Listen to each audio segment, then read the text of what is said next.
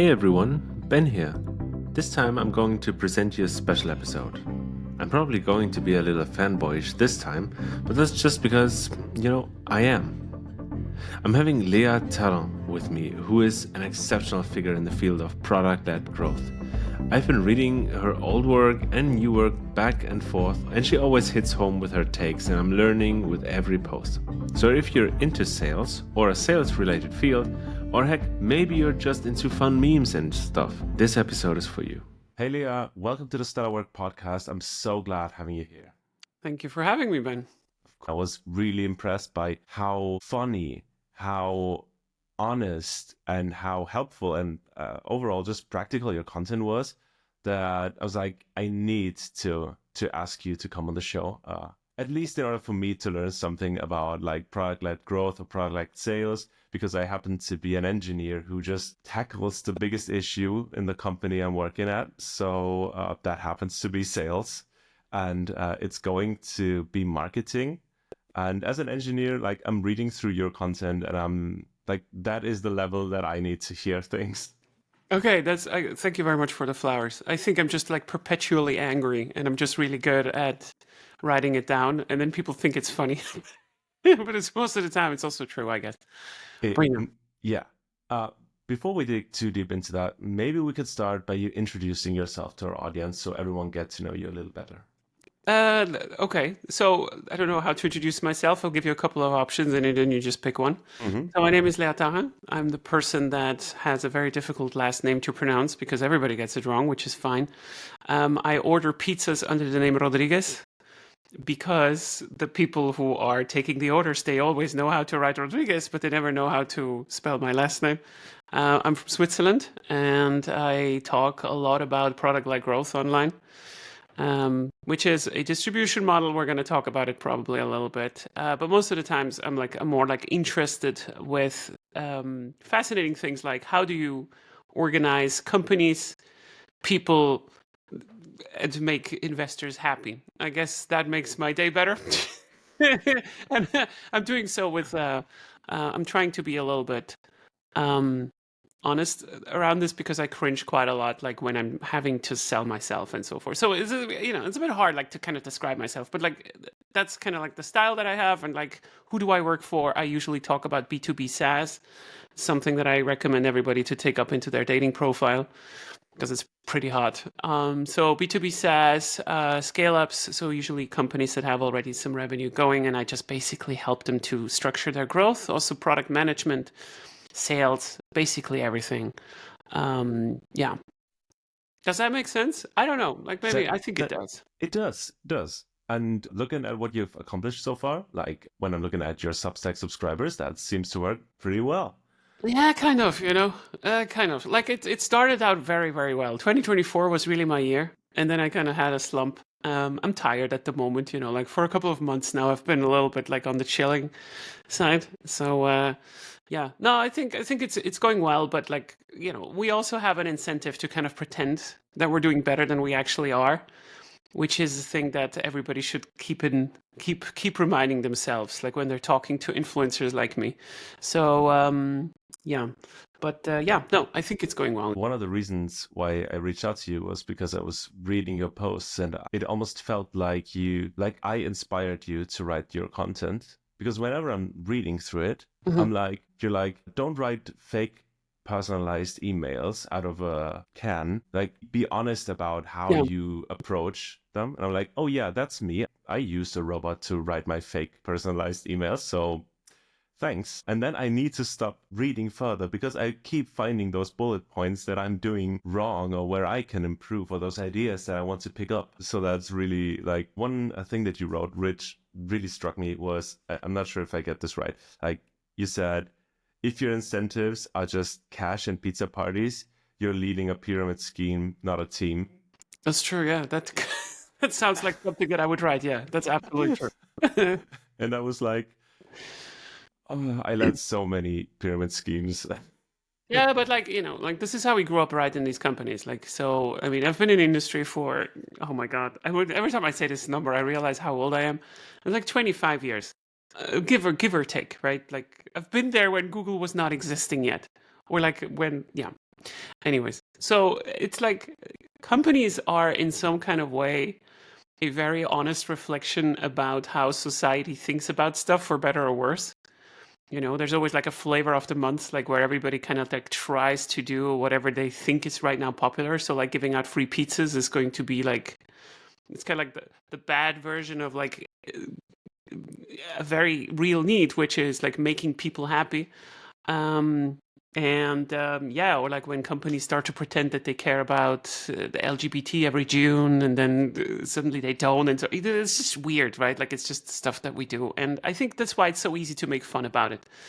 And then that's where I also operate a little bit. Yeah. Well, you're doing pretty well. Another thing that I found was like you wrote a bunch about gathering feedback within your echo chamber. Yeah. Like you said, asking your bestie engineer if that idea sounds great or not. Yeah. I just did that this week like 3 times.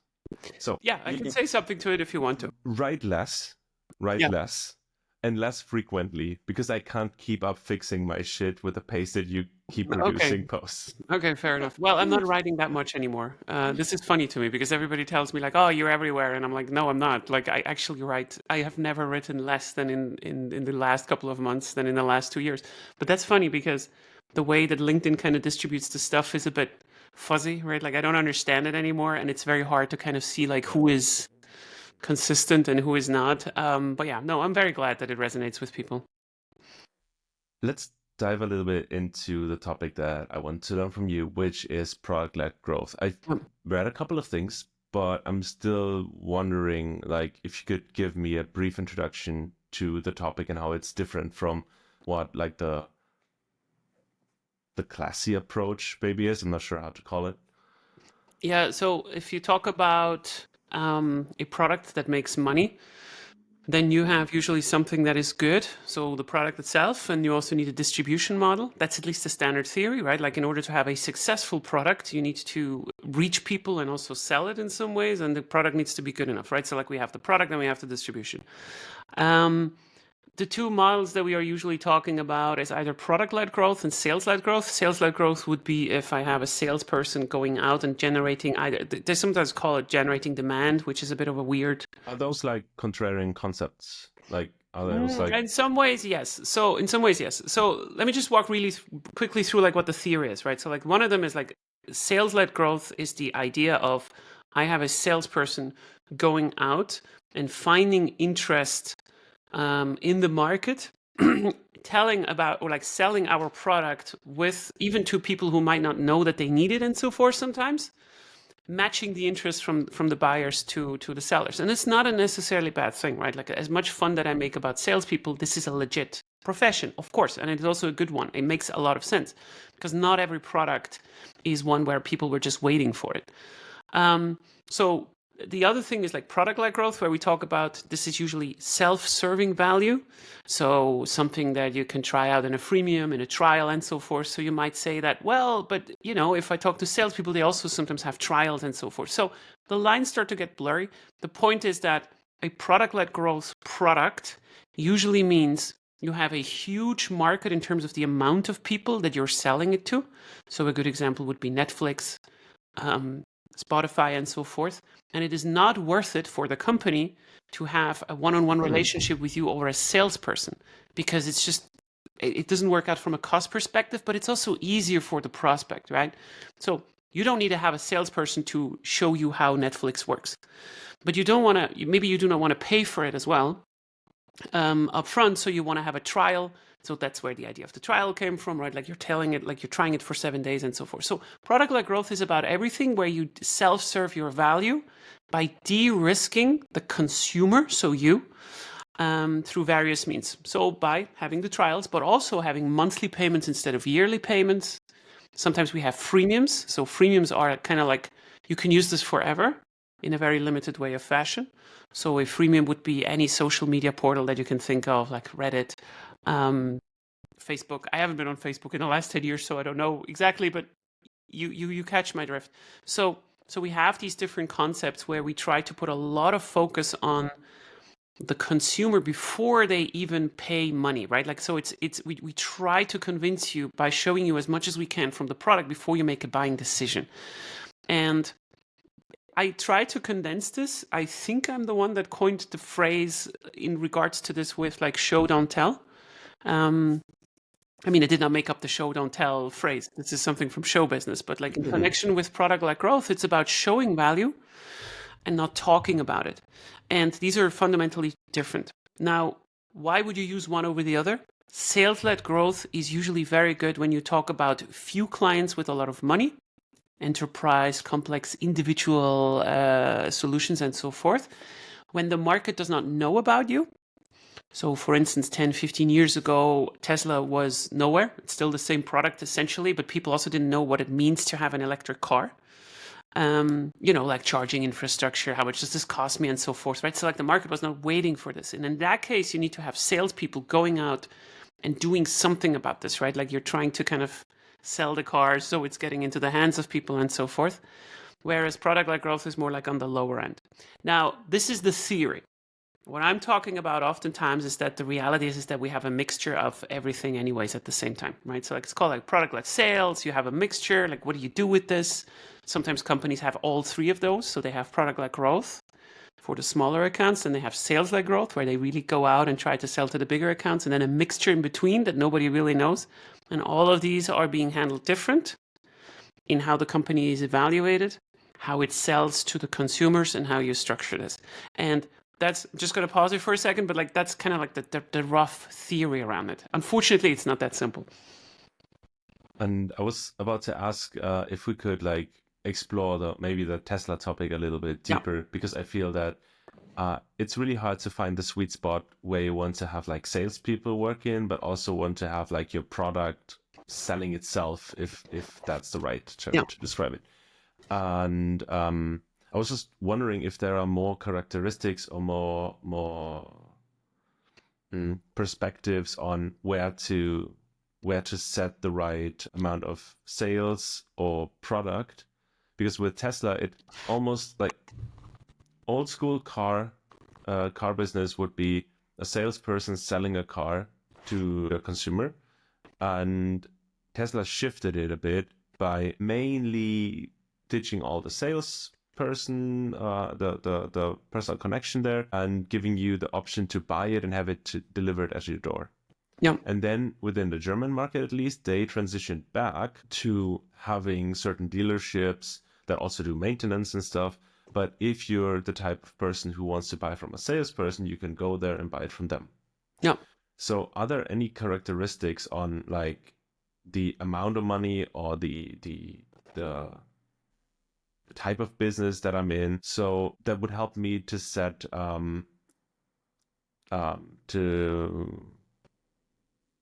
how should I put it? To give you a rule when to use what? Yeah. Okay. Or at least the amount of like sales-led growth, product-led growth within my business. Yeah. So again, I can give you a theory about it, but then the reality is completely different anyways. So yeah, as I said, like in theory, you're selling to bigger clients with sales, and to the very small, like, or the smaller ones per piece through product-led growth. The reason why I'm using Tesla as an example, which is not classically invoked as a product-led growth company, because it has very little to do with software over like a SaaS business, is because everybody kind of knows it and they know like what I'm talking about, right? So I should probably stop using it as an example and just use like more actual software. But the principle is still kind of the same. If you think about it, 20 years ago, the way that I was buying a car was going to a car dealer and then talking to a salesperson. Then at some point I started to kind of, these gray importers came up in Switzerland, at least. Like you had these huge parking lots, right? Like where you were walking around the cars and so forth. And then you had salespeople not really pushing you for anything. Just like, hey, do you want to have a test drive? And you're like, yeah, sure. Like go for it. And it kind of like slowly shifted. But so here's the point is this. In theory, this is quite nice in terms of big accounts sales-led, small accounts product-led.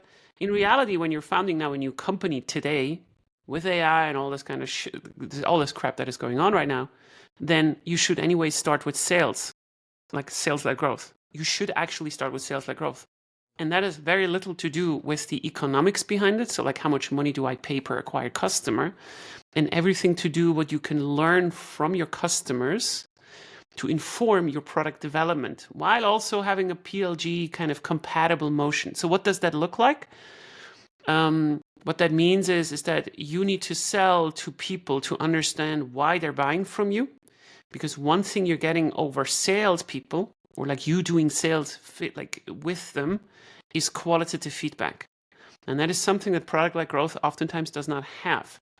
Why? Because if you have 1,000 people using your product and only, I don't know, like 10 of them are then going into a paid version of it, you have a lot of data, you have a lot of quantitative data, but still you do not know about a single person unless you ask them specifically why they bought the product that you just got. You have an intent, you know how they use the product, but you still don't know why. So, for instance, if you're buying a piece of pizza to eat it tonight, and then I don't know whether you're doing this just because you're hungry, because you're lazy, because you're sick and you cannot go out, or because you want to just like spend time with someone else, or like maybe a mixture of all of this. No usage data, how much I measure how fast you were eating the pizza is going to inform me about this. And that's why we have to kind of separate this discussion a little bit. But to your point, there are some kind of cornerstones once a company grows, when it actually becomes about unit efficiency. So like how much money do I spend per customer that I'm getting? Every company at a specific point, which is usually called post-product market fit. So like as soon as we make a little bit of money, like a couple million maybe, is about driving down the cost per acquisition per client. All of them. Whether you're doing this with sales or product-led growth is a little bit besides the point. And in there you can say that if your customers are paying you individually hundreds of dollars over their lifetime, then it's probably a product-led growth product. If they're paying you $10,000s of dollars, then it's probably a sales-led growth product. And then in between, we have this mixture that is going to go there. Yeah. Really, that example with the pizza delivery really resonated with me, because I was thinking about this podcast that we're doing here right now, because I'm really happy with the amount of listeners, with the amount of downloads. So the data looks great, but do I know really who's listening? Do I really know why they're listening, or why certain episodes get downloaded better or clicked better than others? I don't. Like, I have to reach out individually, like I was about to sell them to listen to the show in order to hear from them and get the feedback. Yeah, that's very correct. And that's usually also the common mistake that a lot of these companies do. PLG companies are very uncomfortable in finding good salespeople because they don't know how to do that and like what the need for it is. I also have met quite a few founders that I have the suspicion that they were founding a product-led growth product because they do not want to do sales, because they were like, oh, finally we can do it. But then you're putting yourself already into a specific bracket in the market. And I also know the other way around, where salespeople are just not open for doing product-led growth because they believe that, well, sales is what we've been doing for 30 years. It works, and product-led growth is just a fad to make everything cheap. Both sides are correct and both sides are wrong, because ultimately it's about how can you use the best of both for the situation that you are in. And that's also why I'm not running out of work, because every company's situation is extremely complex around this. When we're talking about cost savings of like 10% for a ship that is making like $20 to $30 million a year while it's going, right? And you need to kind of save this. These are huge numbers. So maybe let's go a little bit into the details and make it more practical. You've been working with a Berlin SaaS company, am I correct? Mm-hmm. Yeah, actually multiples of them, but I do think you mean GotPhoto. Yeah. Yeah. And so what I hear, at least in my echo chamber, is that in Germany, it's really hard to find good sales people, and creating sales organization is something that a lot of companies struggle with. And me as an engineer, I have no clue how to build a sales organization, and I have no clue of sales. I'm just like calling people up. But from your perspective, like, is there a certain difference within culture or region that like, have you experienced similar things? So just for giving a little bit of context, so GotPhoto per se is a SaaS business for photographers that want to sell pictures that they take from school photography or other fields, like more like professional kind of volume photography, to their clients in various forms, like, physically printed forms, like, hey, I want to have a picture of my son that is right now in school for the yearbook in this and this form. And it's a global business, and it works almost like, we call it sometimes like the Shopify for photographers. So why is this relevant? Because even though, let's say you're having a product-led growth product where you're distributing your product over the internet, like we mostly use stuff, right? Like it's a service that you can subscribe to, like a software as a service. There are regional differences in how these customers are behaving with the same product that we are selling.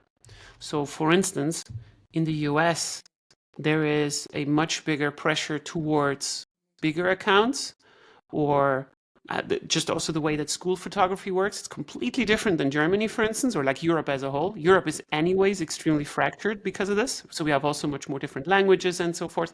So while the product is still the same, your organization is also reflecting a little bit like the geographic oddities that these markets have. Now, why is this the case? So we're always using this military language in sales, which is very, it's just the way that it is. But we talk about this like with having boots on the ground.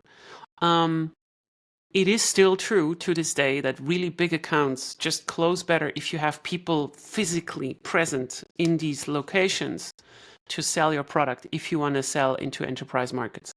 That is still very true. Even for me as an advisor, I sometimes travel to clients that I have not signed anything with, just like to see how their business is operating, whether it's a good match or not. Sometimes I fly for nothing, but this personal connection is extremely important still.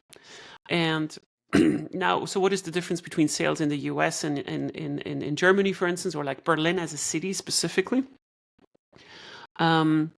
Because of these cultural differences, you need to have different salespeople for different territories. You have different labor laws, which also makes a big difference. Like how much can I pay for instance, like bonuses, like incentives and so forth. So all of this kind of influences this.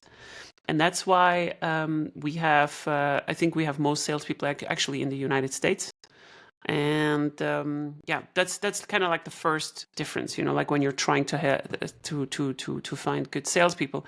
But the same way that this company has been growing, the founders and the founding team in general, like the leadership team, was very sales driven. So this was more like of a sales-led growth company that is right now finding its way to product-led growth. And that's the last kind of difference that I want to touch on. You sometimes have a sales-led organization that needs to have a product assistance, or you have a product-led company that needs a sales assistance. And those two things are slightly different in that sense, but it matters a big deal on like what kind of salespeople did you need. So how do you transition a company that has like a sales strategy going on for like the past 10 years, and suddenly you want to do like product-led growth, maybe because you saw a really cool LinkedIn article and you said, well, that's the future, that everyone is doing that. Everyone is doing subscriptions. We also want to dive into that market. And for that, we need to do product-led growth. And they would approach you. And I'm just wondering, like, what is your thought process when engaging with such requests or companies? So I can maybe give you an example on what it typically looks like with clients of mine. And I can say this because usually my approach is kind of like the same. And it's different than what I imagined it to be like 2 to 3 years ago when I really got into this. So you have two types of clients that are starting to work with me. And starting, I mean like they have the budget and like I am convinced that what they want to do with product-led growth actually makes sense for their business, because otherwise I do not work with people, right? Why do I not do this? Because I do not want to advise a company that cannot make more money with me, because word of mouth for me, which is also very essential to product-led growth, is everything, right? Like I do not want to have unhappy clients. So that's the romantic version of this, right? So you have two clients, or like two types that are coming to me. You have either the sales-led company that you just said, that is coming to me that wants to do some product-led growth, or you have a product-led growth company that wants to go up market. Up market means like for less clients with more money. So they now start to kind of explore like, hey, what does this mean now when we do sales, or like we're selling to enterprise and so forth. And I want to just briefly touch, before I answer your question, on the simpler two of these two scenarios, at least in principle. So if you have a product-led company, so you're selling already to a relatively broad market with relatively little money per individual account. So like, let's take again the example of like Netflix or Spotify and so forth. And you have hundred thousands of customers, and like, let's say you make tens of millions or maybe $100 million in revenue. And now you want to explore whether you should have sales. Then usually this happens because you start to have some accounts reach out to you. Hey, do you have volume license? Are you compliant with this and that, right? Like, so you're starting to smell the money from the bigger clients that you cannot serve really well at the moment. And why can you not serve them really well at the moment? Because your pricing model, the way that you have set up all your freemiums and the trials and so forth, is very much, it feels like a consumer product, right? Like it's like 7-day trials, very low kind of like fees. It's like maybe you have a per seat pricing a little bit, but that's kind of like where it ends. Now, why is this problematic?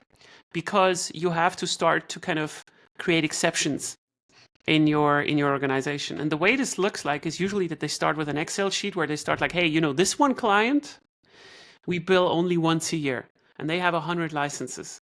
Now, internally, if you're an engineer, you know what that means. So we've not built our authentication like this. We have a billing system where we started to create exceptions now, so they're not getting automatically billed over Stripe. And we have a guy over there, Bruce, who has to once a year create an invoice that he's making in Canva or whatever to kind of send this out. So this starts to get cumbersome, right? Like this gets really annoying. And then they start to kind of like figure out, so like, what do we do with this now? So the simple things are, you start to need to understand, like, how do I find the best version now of how to structure my freemium, my trial, my internal processes to deal with this, because a 7-day trial is not cutting it. For a lot of enterprise customers, where you talk about, I don't know, let's say, hey, we're an enterprise client for Spotify, and we're not just like, we don't want to just like have people listen to us, but we want to bring podcasts as a big distribution network now into your product. And so none of this works with the current plans that you're having. It just does not make any sense. So we need to find ways, like even if you want to give trials that are respecting the processes of our customers. Because let's say you want to bring on, as an engineering manager, 5 engineers onto your tool. So not a big thing, right? Like it's just like we have one tool that we want to test out, and it's going to involve me, the engineering manager, and 4 other engineers. Good luck evaluating any tool within 7 days where everybody has time, not someone is sick, in holidays, or something else. Now, if you have a 7-day trial, this is starting to be a problem, right? Like every time, it's going to run out. Oh, no, Klaus is not here or whatever. So we need to so there's like these little microaggressions from companies that just do not work for something like this. So you need to start to restructure this stuff. This is relatively simple, considering like what you have to do on the other side. But then what also happens is you need to start to hire a first salesperson and layer that in. We can talk about this a little bit because I still did not answer your question. So how do you do this now the other way around? Sales-led companies are very experienced in selling to these higher clients, but they do not know how to sell like to these lower clients. And what that looks like is usually that their interface looks like shit. It looks very ugly. It's very hard to kind of onboard into the product because everything they did so far was to service sales and not the customer. So it's very acquisition heavy.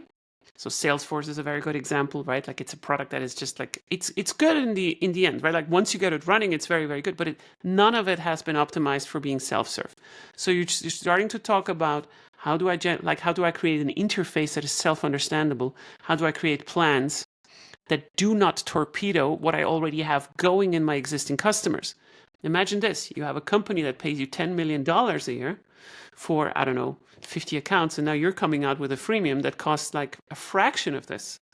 So there's a lot of pushback now in this organization from sales, from the CEO, like, we got to be careful and so forth. So there's an entire rat's tail that is going to start from this just because you wanted to do a little bit of product-led growth, and these good intentions that start relatively simple get quite complicated quite fast. So the way that you transition this is that you just chill for a bit, you analyze the data that you have, and then you slowly start to move down market. So for example, you improve first the relationship from sales to product. You're trying to give them interactive demos, for instance. If you've never done this, that's a relatively simple thing. We can start to sell better over them. Then we start to structure a trial. That alone is already a big thing. Like maybe now you need to have payment infrastructure that you've never had. You need to start to think about like how long do we make the trial and so forth. And once that is running and also accepted by the market, then you can start to think about creating a freemium where everybody can use it for free for some extent without a salesperson in the mix in the first place. But that takes time.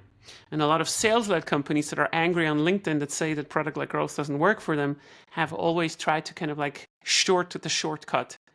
And they jumped into a freemium without understanding how any of this works. Because if you're doing this, you're going to compete with companies that have been doing freemiums and trials for far, far longer. And you're not familiar with the conversion rates. How many free users do I need in order to get one paying customer? Because it's much, much more than you think. And that's where the problem starts. Because sales-led companies are evaluating the success of whether something is successful in a completely different way than a product-led growth company that knows already how to deal with this. And that's where this entire tension is coming from. So I'm wondering if you have any experience in how to move in those transitions. Let's say you're a product-led company and you're figuring out that you're smelling the money from those huge B2B clients that buy, I don't know, a couple of hundred seats at your product. Yeah. And certainly you start to think of organizational structures on how to serve them better and how to build this up. And I'm wondering if you could share some experiences with like what would be the next steps. Like for me, as someone who's totally inexperienced, my go-to would be, okay, I probably need to hire a head of sales that creates the sales organization. Yeah. But I assume I'm wrong. Well, I mean, it depends a little bit. This is the problem that you have is if your first instinct is to hire people in general, then you're always conceding to the fact that you do not believe that you have a solution already in the organization to do whatever you want to do. Yeah.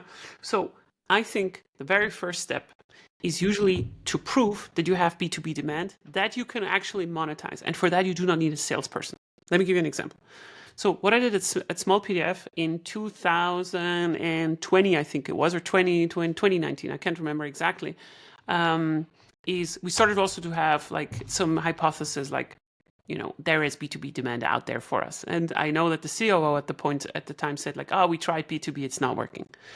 So I pushed against this. I said like, this is working 100%. Like we have to try this out. So we generated a form just to see like what's coming in. And the form was nothing else than, on our pricing plans, we had like, hey, are you a bigger client enterprise? Just send us a message. This was nothing else than just like a Google form or something. I don't remember exactly what we used, where we started to have inbound. So like, let's assume that everybody is at this point, right? Like, so you kind of know there is some interest from the market. I highly discourage to buy or like to build, recruit a specific salesperson for this, rather have someone internally that is really good at selling, either the founder or like someone else that is also in the company that has some experience around this, but also has big product knowledge to kind of try to close some of these contracts. So even like enterprise contracts can also be, for instance, schools, like schools are a very, very interesting one for a lot of these products, right? Like for PDFs, we had schools and teachers and people who were responsible for this, like coming in and telling us like, hey, we need to have 100 licenses, but here's our budget and so forth. The point is not that you are creating a sales organization that is already like selling like crazy. You need to understand who is actually buying from us, who's pretending to buy from us, and who's actually paying for this. And you can close this with someone that is sales-minded in this regard. So what I did specifically at Smallpdf is I brought in HubSpot because we did not have a sales tool, just to show our pipeline. And I'm not an experienced, I'm not a CRO in any way, but I brought it in and I said like, hey, I took a guy and I said also like in the company, like, hey, we're going to do this right now, you and me, we're going to build this entire pipeline up. And you learn a lot in this process, right? So like you start to kind of enter the deals that are coming in from the fore and into the tool and so forth. And then at some point, once it starts to scale and you start to feel the entire construct not working anymore, you start to automate it, right? So always let it burn a little bit. before you start to improve these processes. But a simple tool like HubSpot is a great example for this because it really works well for product-led growth companies. So essentially, I had like one salesperson in there. Once this starts to work, then you can start to think about, should I now hire a professional? The problem is when you are taking a head of sales, someone that is building up an entire sales organization, then you have a very specific problem if that salesperson is not used to selling a product-led product. Because your CEO, most of the time, does not know how to structure these sales incentivizations. But if they now have a head of sales with a very, very strong opinion on like how this is happening, then they're going to put old sales-led growth structures into your company that you cannot sustain. What does that mean? That means if you start to listen to somebody who has never done this before, and obviously they go back to what they know, then you start to have salespeople in your organization that are getting like a 20 to 30% cut of whatever you're signing. Thing is, which sounds kind of good, right? Like, hey, if we're selling a contract for 100,000, then why should I pay 20 to 30,000 to the salesperson? But what that means is that they're starting to talk the customers into licenses and deals that they might not need. Now, at the same time, you probably have a product that is only starting to become really useful once they're starting to use it and have like the basic subscription, like over time and so forth. So now you have a part of the organization that is trying to close extremely high, over indexing on customers, and is trying to keep them with the salespeople at any cost, even if it would be better if they would just start slow and just say like, hey, you know what, I'm actually the wrong person for you. Just sign up over the website and you can do this in any way that you want. And on the other side, we have this organization that says, well, you can try the product as long as you want until you're ready. And this is very uncomfortable for the customers because they start to get the experience of like two completely different companies that make no sense together.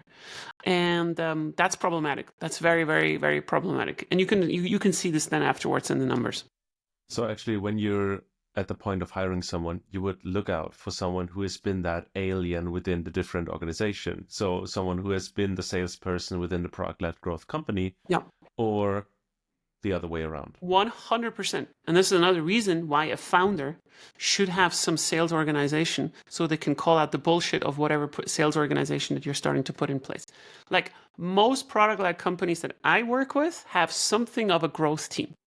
And a growth team would be, you have a PM, a classical PM, a designer, a couple of engineers, and this growth team is, at least in my organizational structures, attached to the product. That's the first thing that you want to have anyway. So like even if you're a product-led growth company and you do not have this, then you should really start with this as soon as you hit like 2-3 million in revenue, because what they do is they optimize the pricings, they optimize the structure of the freemium, the trial, and so forth, and they only are concerned with connecting users as efficient as possible to the value.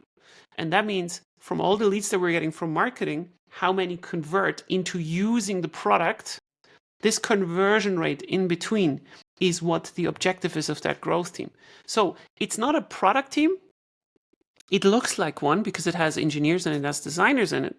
But all they do is they optimize this way between marketing and the product.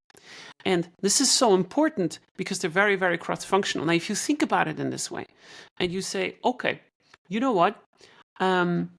If someone is going to go to sales and it would be better for them, and this is a very typical thing, by the way, for developer-oriented products, because developers do not want to talk to sales. They want to always try the stuff out first because they're so technical. They can also use documentation and so forth. If you're enabling them to do this, at some point they still want to talk to a salesperson. But they probably just want to do it later, right? So like, let's say you want to try out an API, whether it does what you think it does. So you go through the documentation, you try to make a couple of calls, you kind of test it out and say like, hey, this is possible. Now we need to make sure that this is compliant with whatever we are doing because, for instance, I don't know, you're in a country that has specific regulations in the EU and so forth. So now we have product-led growth at the start and now sales at the end. So who's getting the bonus? How should we hand off someone that has now used the product successfully now to the salesperson and so forth? So that's the kind of things that you need to think about. Because it's not anymore that you can say like, oh, marketing, product, or like sales, product, and then customer success. That's just not how the modern customers work. So let's say we establish an organization, Yeah. things are running, how do we know they're running in the right direction? Are there any metrics to Yeah. consider to measure? How do you measure success? Like even Yeah. if you have like maybe two two different organizations running, one is more sales led, one is more product led, and you want to serve both clients, what would you advise such a company to measure?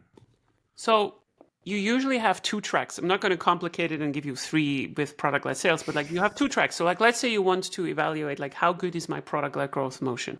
Okay. And then the other one is like how good is my sales-led growth motion. So sales-led is the standard. Any salesperson knows is how much does it cost to acquire a customer and how fast is this cost being paid back over time. So this is CAC payback time. For instance, if you cost me $1,000 in average to get one of you, right, like a paying customer over all the people that I have talked to, and it takes me 6 to 8 months to get this money back from you because you are paying, I don't know, $150 per month in a subscription, then that's 6 to 8 months, right? That's a good number, right? So like this time frame is giving us a very good indication. Are there any benchmarks that I could go to, or any websites that I could go to see like what is an ideal length of time? Yeah. So the standard, like if you just want to have like one number, which is a very hard oversimplification, it's about 8 months, right? So like it's about 8 to 10 months, like for companies in B2B SaaS, where you just like feel like, okay, this is kind of a good number. Now, why am I a little bit standoffish on this? Because these numbers are oversimplifications. It matters a big deal. But you can say if it takes 2 or 3 years before this money comes back, then you're not performing well. Why? Because in these 2 to 3 years, something can happen that is going to kill your revenue. But more importantly, this capital that you have invested, right? So like, because I need to pay a lot of capital in the company through the salaries, through the software and so forth, is not ready to be invested back into newer customers again. And universally speaking, now, unless you're Google or Meta or whatever, like we're really talking about the majority of companies here, you want to make sure that you can get the paid, this kind of period paid back within a year. That is not true for a very, very young company, seed startup, and so forth, because Yeah, I was just about to ask, depending on the right. runway of that company. But why is it not relevant? Because as I said, initially you want to do sales-led growth from the founder to the customer because it's not about the money there, it's also about the insights. However, let's say you take this person that is not a trained salesperson and so forth, and we're figuring out, hey, you know what? The payback time is like 1.5 years, but this guy has never really done sales. But like we've proven that we can run something like this for 1.5 years payback time. If this is your ceiling with someone that is untrained, think about what you can do now with someone that is actually trained in this. Maybe because the times will be better. So, to your question, sales-led growth, CAC payback time. If I just had to pick like one metric, that's usually what you're trying to do. And that also assumes that you can also attribute who came in through sales and who doesn't. That's a completely different discussion as well. But like that's usually what you do. On product-led growth, it's about net revenue retention or the expansion of revenue that we make. So what does that mean? Per $100 or whatever amount that you have, there's a specific amount that is renewing with you over the year or over the month. Sometimes people are also measuring this in like net revenue retention over the month and so forth. And anything above 100% is pretty good. Again, there's a lot of caveats in this as well, but what that means is like, so how can something be over 100%? Well, if you're starting with $10 a month with a subscription of something, and then there is a way to expand this afterwards. So let's say you're going to go into a higher plan or you're starting to book new seats. That means that the revenue that we have, right, the paid revenue is starting to expand. So some of your customers over time are growing with you as a business, not just because they book more of your services, but also because they are becoming bigger themselves. So let's say you have a small startup and you're taking HubSpot and you enlist everybody in it. Like you have 5 people, we're starting to do good, we're growing to 20 to 30 people. If I now give these people also HubSpot accounts, then it's not just because your product is good, it's just like because me as a company, I have also grown. And this is an indicator that your product was good to be used with a small team, but also with a bigger team. And this expansion is visible in the revenue in that sense. Now, that's an interesting one, because in the first part with sales-led growth, we talked about, hey, how fast is the payback time from the acquisition, which is very as short-term as possible, right? Whereas in the second part right now on the net revenue retention, we talk about value that is coming afterwards. And that's why comparing these two numbers, like how much money did we make with PLG this year and how much did we make with sales-led growth, is sometimes quite hard to compare, because product-led growth is kind of like developing slower than people think, but it's more sustainable, right? Like it's longer-term revenue in that regard. Whereas with sales, it's very strong on the shorter-term value in pumping these numbers as fast as possible. So does it even make sense to calculate something like a customer lifetime value if you do product-led growth, if it follows those characteristics? Of course. So lifetime value, like how much money does someone spend before they go out with me? There are some rough numbers that you can also use for this, but in general, the more lifetime value someone gives to you, the better.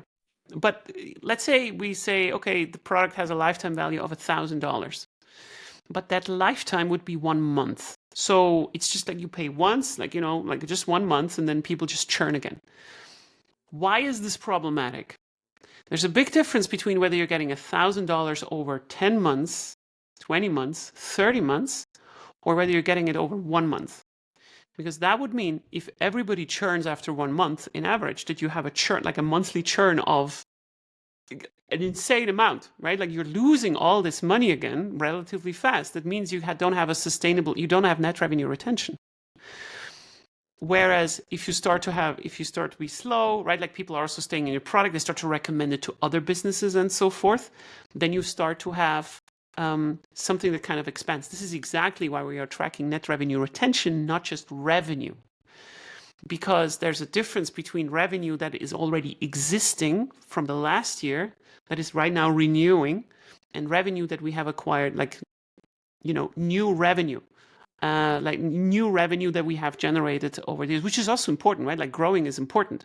But if you cannot retain what you have, so the churn rate is too high, so the people who are canceling month over month, then there is no business to grow, because it starts to get increasingly harder to kind of gain the same amount of money over and over and over again as you become bigger. And then at some point, the market it's impossible to scale.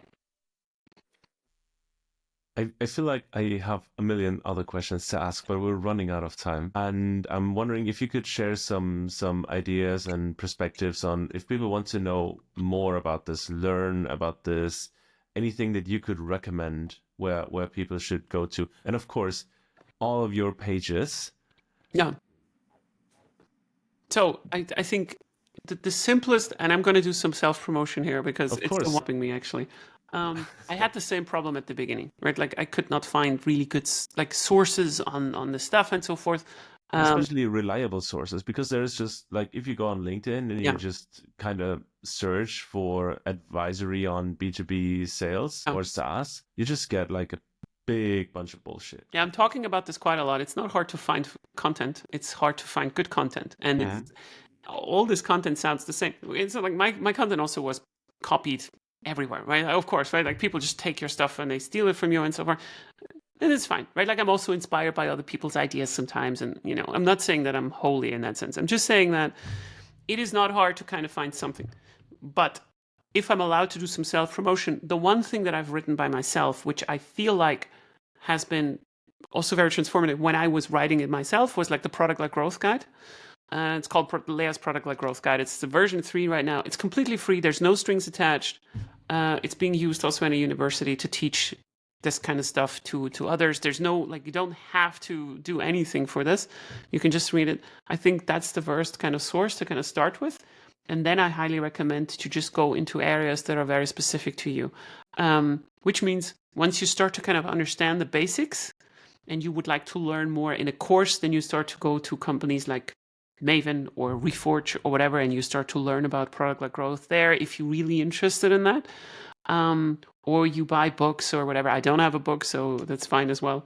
But or you listen to podcasts that are very specific to your particular industry and so forth. But you need to tie it to a very real problem that you have, that is right now realistic. So for instance, like, how do I hire my first salesperson is a very, very real and difficult thing. And but there's a lot of good Substacks out there on the topic. So I would say, like mine, I talk a lot about product-led growth. Elena Verna, who has been a fantastic friend, and I also learned from her quite a lot. Ben Williams, I think he's on Beehive right now. But these are all really good Substacks from operators as well, right? So like we make most of the money that we make in our daily lives from working in this stuff, and not from like selling courses or books or whatever. Yeah. Leah, thank you so much for being on the show. I will provide all the links to what we talked about in the show notes. Thank you so much for being here, and talk to you very, very soon. Thank you for having me. That's it. Thank you so much for tuning in. This podcast is part of my consultancy startup that runs by the same name. Whether it's applying AI, agile, adopting new technology, or exploring new markets, our analysis services help you to stay on track and deliver measurable results. Don't just trust your gut when it comes to organizing work. Trust your gut and the ones from your colleagues. And data, of course. Within just a week, we're able to give you a comprehensive insight into what drives your needle forward. Hit us up. That's it. See you next week. Bye-bye.